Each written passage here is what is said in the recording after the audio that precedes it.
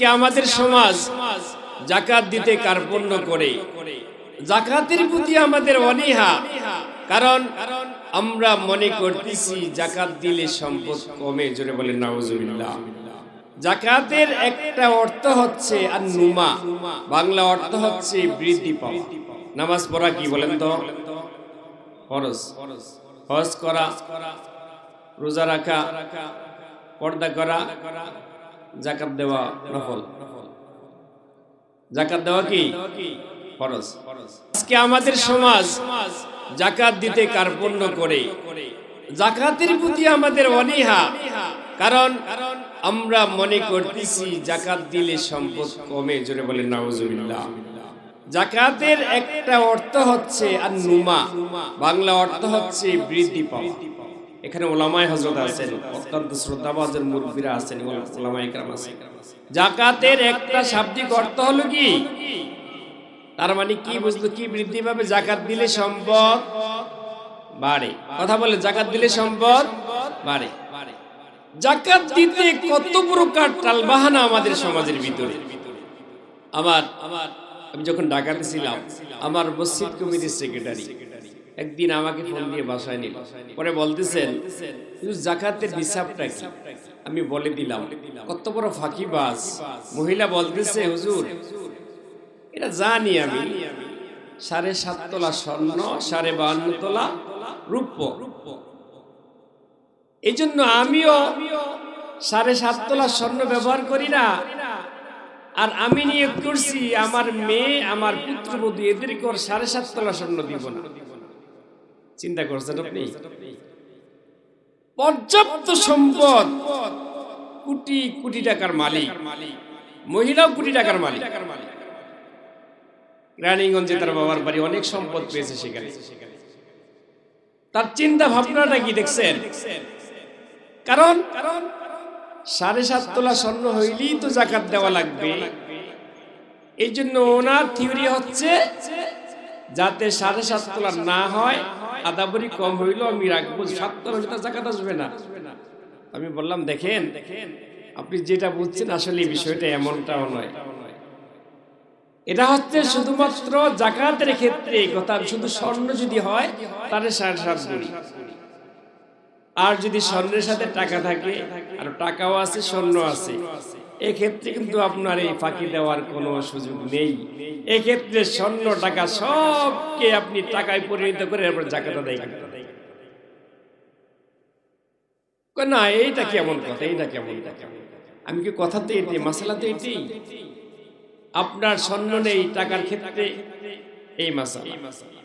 টাকাও আছে স্বর্ণ আছে, তখন দুইটা মিক্স হবে যদি নেশাব পরিমাণ হয়।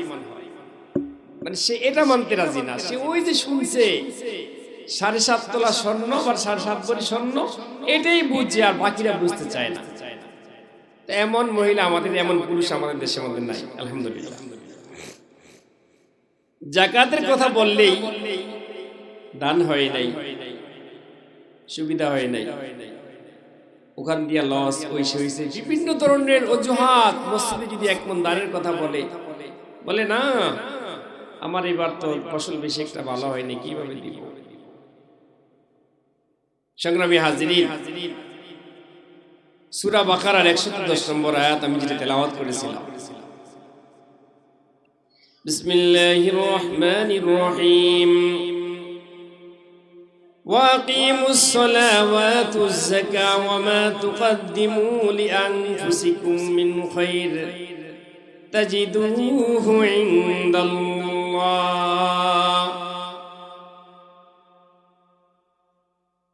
এই আয়াতের মাধ্যমে যাকাতের ফরজিয়াত শুরু হয়। আল্লাহ রাব্বুল আলামিন বলেছেন, তোমরা নামাজ কায়েম করো এবং যাকাত আদায় করো। ওমা তুকদ্দিমু মিন খায়রিন তাজিদুহু লিমা তুকদ্দিমু লিআনফুসিকুম মিন খায়র। যাকাতকে যেটা তোমরা গরিমত, তোমরা জরিমানা মনে করতেছো, তোমরা মনে করতেছো যাকাত দিলে সম্পদ কমে যায়, আমার আল্লাহ তাআলা বলতেছেন, কি সমস্যা কি? ওনার সমস্যা কি? ওনার তোমরা মনে করছো সম্পদ দিলে, যদি যাকাত দিলে তোমার সম্পদ কমে যাবে। আল্লাহ তাআলা বলতেছেন, ওমা তুকাদ্দিমু লিআনফুসিকুম মিন খায়র, যাকাত দিয়ে যে কল্যাণের কাজ করলা, একজন মানুষের উপকার করলা, এটা তোমার বিফলে যাবে না, এটা দ্বারা তোমাকে আল্লাহ বঞ্চিত করবে না, বরং আল্লাহ তাআলা বলতেছেন তাজিদুহু ইনদাল্লাহ, এর বিনিময়ে তোমরা আমার রবের কাছে তোমরা পেয়ে যাবে। জোরে বলেন সুবহানাল্লাহ।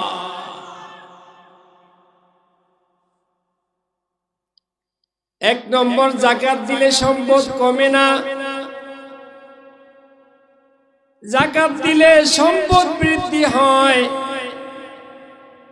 আর আল্লাহ তাআলা বলতেছেন, তুমি যে যাকাত দিয়ে যে ভালো কাজ করছো, নেকের কাজ করছো, এইটা কিয়ামতের ময়দানে আল্লাহ তাআলা তোমার আমলনামায় দান করবে। জোরে বলেন সুবহানাল্লাহ। ইন্নাল্লাহা বিমা তা'মালুনা বাসীর। তুমি কি টাল বাহানা করতেছো যাকাত দেওয়ার ক্ষেত্রে? বিভিন্ন অজুহাত তুমি দাঁড় করাইতেছ, বিভিন্ন সমস্যার সামনে উপস্থিত করতেছ। আল্লাহ তাআলা বলতেছেন, নিশ্চয়ই আল্লাহ তাআলা তোমার সকল কর্ম তিনি দেখে, কি করো না করো এগুলা সব আল্লাহ তাআলা দেখতেছে। সংগ্রামী হাজিরিন, মনকে বুঝাইতে হবে যাকাত এটা আল্লাহ তাআলার প্রদত্ত বিধান, এই বিধানকে তোমাকে মানতে হবে।